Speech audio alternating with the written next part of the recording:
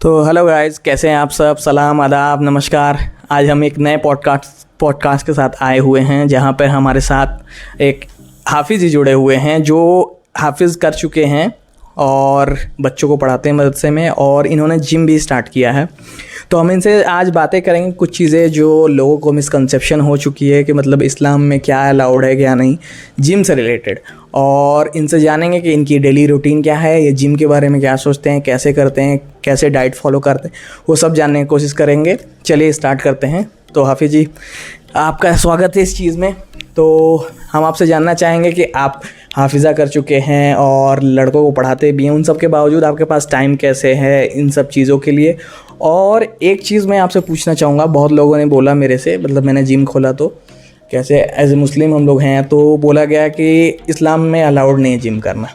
तो मुझे तो बहुत कुछ पता है, लेकिन लोगों ने बोला जो मिसकंसेप्शन है वो चाहता हूँ आप दूर करें, ताकि ज़्यादा से ज़्यादा लोगों को पता चले और वो चीज़ें ज़्यादा क्लियर हो और तमाम लोग के पास पहुँचे। जो वर्जिश ज़रूरी है वो करना ज़रूरी, क्यों ज़रूरी है, और क्या जिम करने के बाद क्या अलाउड नहीं है, वो चीज़ ज़रूर बताइए। तो मैं उनको माइक देता हूँ, वो चीज़ें आपको शेयर करेंगे।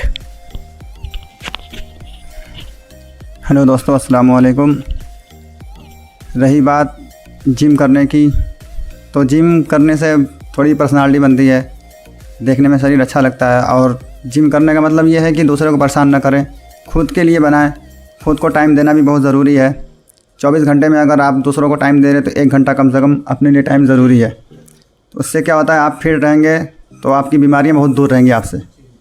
और रही बात जिम इस्लाम में जायज़ है कि नहीं जायज़ है, जिम कर सकते हैं, लेकिन इस नियत से करें कि जिम करने के बाद अगर आप तंदुरुस्त हो गए तो किसी मजबूर को परेशान न करें, अगर हो सके तो उसकी मदद करें, ये ज़रूरी है। थोड़ा आप अपने बारे में बताइए कि आप हाफिज़ा किए हुए जिम। और मैं पहले हिफ्ज़ करता था यही धानापुर चंदौली में, फिर उसके बाद हिफ्ज़ मुकम्मल होने के बाद फिर दौर करने में राजस्थान कोटा गया, वहाँ से मेरी मुकम्मल पढ़ाई हुई। उसके बाद फिर मैं वहाँ से फ्री होकर यहाँ पे आया, तो फिर यहाँ पे बच्चों को पढ़ाता था। तो थोड़ा बहुत मुझे लगा कि नहीं, मुझे खुद को भी टाइम देना चाहिए। तो फिर मैंने पता किया, तो ये हमारे धानापुर में ही एक जिम है NFC। तो मैं वहाँ पे बात किया, उन्होंने बोला ठीक है आप आ जाइए। तो मैं फिर यहाँ पे ज्वाइन किया। तो मुझे 1 महीने हो गए जिम करते हुए।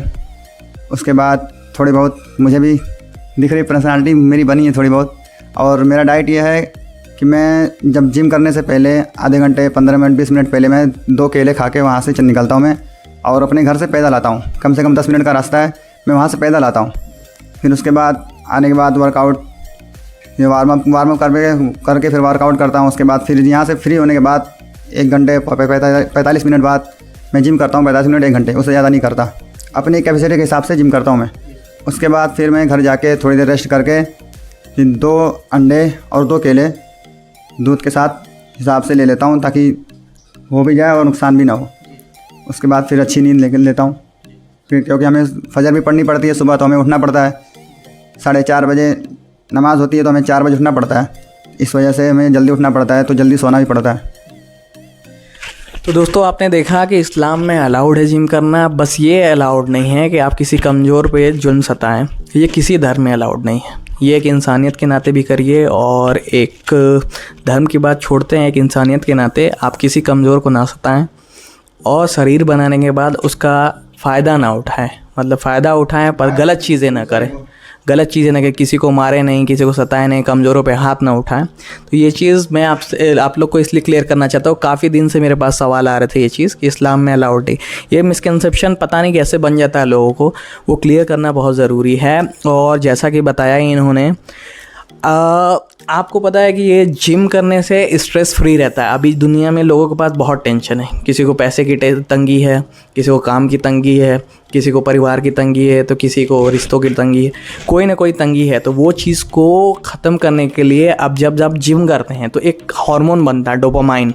आप सर्च करिएगा गूगल पे, डोपामाइन एक हैप्पी हार्मोन होता है। जब ये आप एक्सरसाइज करते हैं तो वो केमिकल आपके ब्रेन में रिलीज़ होता है, और वो जब रिलीज़ होता है तो आप हैप्पी रहते हैं, मतलब खुश रहते हैं। और खुश जब रहेंगे तो अच्छी चीज़ें आपके साथ होंगी, और स्ट्रेस फ्री रहेंगे तो अच्छी चीज़ें आपके साथ होंगी। तो आगे बढ़ते हैं, इस चीज़ को कंटिन्यू करते हैं। मैं जानना चाहूँगा कि 1 महीने पहले हाफिज़, आप 1 महीने पहले जिम नहीं करते थे, तब आपके बिहेवियर में क्या था और अभी आप जिम कर रहे हैं तो कैसा फील करते हैं, मतलब खुश रहते हैं, क्या करते हैं आप ज़रा अपने बारे में अपने लफ्ज़ों में बताइए हमें। देखिए, जिम करने से पहले भी खुश था, अल्लाह का शुक्र है, खुश तो हमेशा रहता हूँ, उसका फजल करम है। लेकिन जिम करने के बाद थोड़ा सा ये होता है कि जो थकावट होती है, सोने के बाद जो सुकून मिलता है ना, बहुत अच्छा लगता है। वो सो के जब नींद पूरी होती है तो थकावट एकदम ख़त्म हो जाती है, तो उससे फिर शरीर फिट रहता है और उससे क्या थोड़ा खुद को भी अच्छा लगता है। अगर कहीं 10 लोग के बीच में खड़े हो तो चेहरे पे चमक होती है, रौनक होती है, उससे क्या चेहरा भी थोड़ा चमकता रहता है, तो ये ज़्यादा अच्छा लगता है।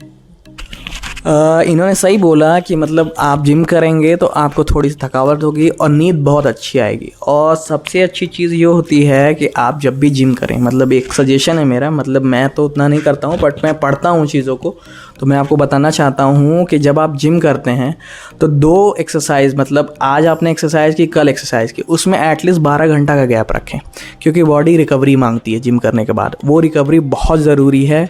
अगर आप जिम के बाद 6-6 घंटे 4-4 घंटे बाद जिम करेंगे तो उसके लिए आपको बहुत चीज़ें लेनी पड़ेंगी।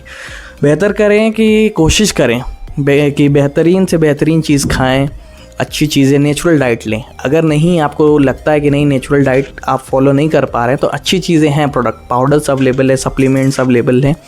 डिपेंड करता है आप क्या करना है, बल्किंग करना चाहते हैं, वेट गेन करना चाहते हैं, वेट लॉस करना चाहते हैं तो रिप्ड होता है वेट लॉस के लिए, वेट गेनर होता है, मास गेनर मास के लिए, मतलब ये चीज़ें आपको वेट अप पुट ऑन और आपके जो मसल्स गेन करने के लिए होता है। तो बहुत चीज़ें अवेलेबल है, उस बारे में हम और डिस्कस करेंगे आगे चल के। ये बहुत सवालात हैं जो बहुत डाउट्स आते हैं लोगों को जिम में, वो चीज़ें क्लियर करना बहुत ज़रूरी है। तो चीज़ें और भी क्लियर करेंगे और लोग भी आएंगे इस पॉडकास्ट पे। तब तक हाफिज़ जी से और चीज़ें हम जानना चाहेंगे कि आप नेचुरल डाइट में मतलब सुबह क्या लेते हैं, मतलब सुबह आपने जैसे बताया केला लेते हैं, अंडे लेते हैं, लेकिन आप मतलब जाने के बाद क्या लेते हैं, मतलब यहाँ से जाने के बाद क्या फॉलो करते हैं, क्या क्या खाने में खाते हैं, कैसे आपको डाइट कैसे मेंटेन कर पा रहे हैं आप, वो चीज़ हम जानना चाहेंगे। देखिए, यहाँ से जाने के बाद तो मैं थोड़ी देर रेस्ट करके 2 केले और 2 अंडे खा के फिर थोड़ी देर रेस्ट करता हूँ मैं। उसके बाद फिर आधे घंटे बाद फिर रोटी खाता हूँ मैं। खाने के बाद थोड़ी देर टहलता हूँ, फिर उसके बाद फिर सो जाता हूँ मैं। फिर सुबह उठता हूँ तो सुबह उठने के बाद हमारे फजर की नमाज़ के बाद फिर मैं नमाज़ पढ़ के घर जाता हूँ। उसके बाद काले चने और काले गुड़ भीगे रहते हैं, मैं उनको खा के फिर रेस्ट करता हूँ मैं। चाय तो सुबह कम ही करता हूँ, या मतलब पीता ही नहीं हूँ, क्योंकि इसमें चाय ज़्यादा नुकसान करता है, क्योंकि चाय भी एक नशे की तरह है। अगर जिसको चाय के लत लगी हुई है तो चाय बिना रह नहीं सकता।